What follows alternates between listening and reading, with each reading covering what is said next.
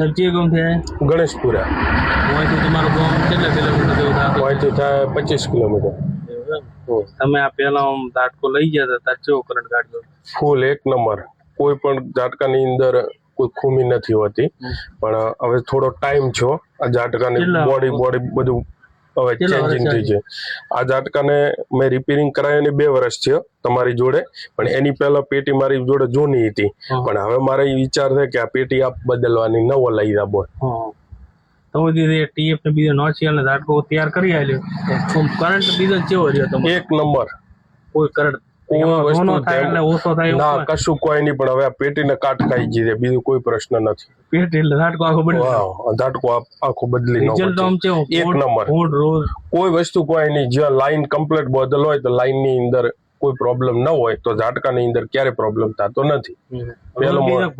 કશું કોઈ નથી આવતો